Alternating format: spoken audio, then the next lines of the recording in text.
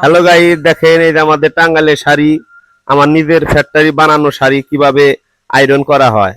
এই দেখেন আমি নিজেই আয়রন করতেছি। সবাই একটু খেয়াল করেন, সবাই একটু লাইক কমেন্ট শেয়ার করে দিবেন। সবার কাছে দোয়া এবং ভালোবাসা চাই।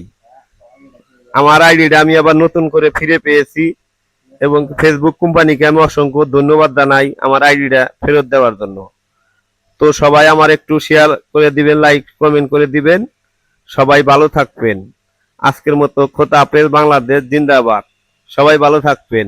আর আমার ফ্রেন্ড ফলোয়ার যারা আছেন সবাই আমার এই আইডিটা ফলো করবেন, কারণ আইডিটা আমার ফিরে পেয়েছি। আইডিটা আমার অনেক আশা, অনেক ভরসা, অনেক কষ্টের আইডি, অনেক পরিশ্রম করছি আইডিতে। এই আইডিতে অনেক কাজ করেছি, অনেক কিছু কিছু হঠাৎ করে আইডি দেয়া লক হয়ে গিয়েছিল, যার কারণে আমি এই আইডিতে কোনো কিছু করতে পারি নাই। আবার নতুন করে ফিরে পেয়েছি। সবাই একটু আমার আইডিটা ফলো করবেন। ধন্যবাদ সবাইকে। আজকের মতো খোদা হাফেজ, বাংলাদেশ জিন্দাবাদ। ওকে বন্ধুরা, সবাই ভালো থাকবেন, সুস্থ থাকবেন এই কামনা করি। আজকের মতো সবাইকে খোদা হাফেজ। ভালো থাকবেন সবাই, সবাই ভালো থাকবেন। খোদা হাফেজ। আসসালামু আলাইকুম।